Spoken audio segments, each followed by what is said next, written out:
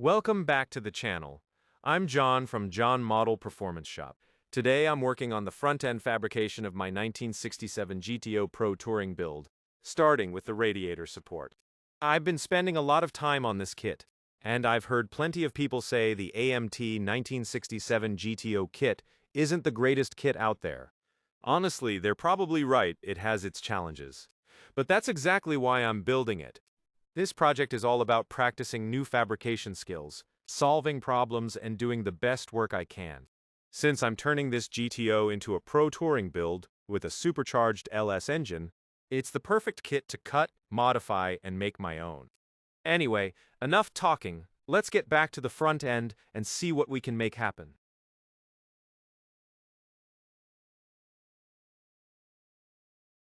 Okay, here you all can see the radiator support. To me, it just doesn't look right. There are a couple of holes in it, and it doesn't look very realistic, compared to the look I'm going for on this pro touring build. So what I'm going to do is cut that section out and fabricate a new radiator support, using some of the extra parts that came with the kit. It will take a little extra work, but I think it will look much more realistic and give the front end a cleaner custom appearance. That's one thing I enjoy about these older AMT kits. Sometimes the parts aren't perfect, but it gives me a chance to practice my fabrication skills and make the build my own. Before I started cutting and fabricating the new radiator support, I took some measurements to make sure everything would sit correctly on the chassis. The last thing I want is for the radiator support to end up too low or too high. If the height is off, it can throw off the fitment of the front end, the inner fenders, and even the hood alignment later on. So I carefully measured the original location and used those measurements as a guide while building the new support. Once I was happy with the measurements, I cut out the section with the two holes from the original radiator support. After that, I test-fitted the new piece several times to make sure everything looked right. I didn't want to rush it, so I kept checking the fit and alignment before making any final cuts. Once I was satisfied with the fit, I marked the shape onto the new radiator support material and carefully cut it out. After a little trimming and test fitting, the new piece fit nicely into place. With everything lining up the way I wanted, I glued the new radiator support together and set it aside to dry.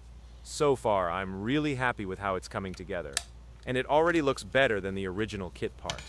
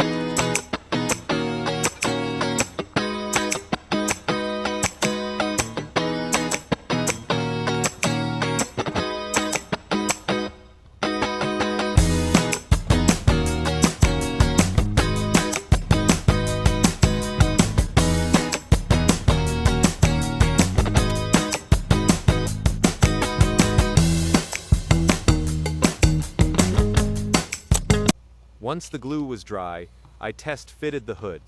The hood that came with this kit just didn't look right. I dug through my stash and found an MPC 67 GTO kit, so I borrowed the hood from that kit. It fit like a glove and looks much more realistic. After that, I sanded everything smooth and reshaped the radiator support to make it look more like the real car. The front end is starting to come together nicely. Then I mocked everything up once again with the chassis and the supercharged LS engine to make sure everything was fitting properly and looking good. I'm happy with how it's coming together, and the engine sits right where I want it. The GTO body that came with this kit is pretty rough. The moldings around the doors and front windshield were barely there to begin with. Since I'm building this as a pro touring car, I figured, why not shave them off completely? Less trim means a cleaner look, and maybe a little less air drag. At least that's my story, and I'm sticking to it. It'll definitely look a little different from a stock 67 GTO, but that's what custom building is all about. Why not, right guys?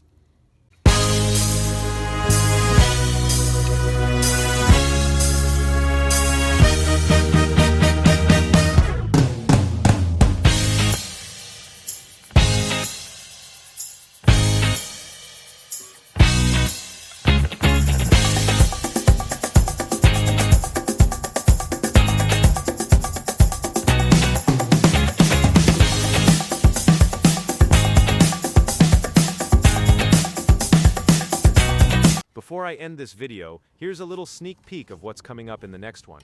This plastic sheet is painted in the color I want to use on the GTO Candy Orange. I will use this sheet as a practice panel to test the graphics design I have planned for the car. It's a great way to practice the layout, masking, and paint work before I try it on the actual GTO body. So far, I'm happy with how it's looking. Now let's see if I can pull it off on the real thing. Stay tuned for the next video. Thank you everyone for watching and for all the support.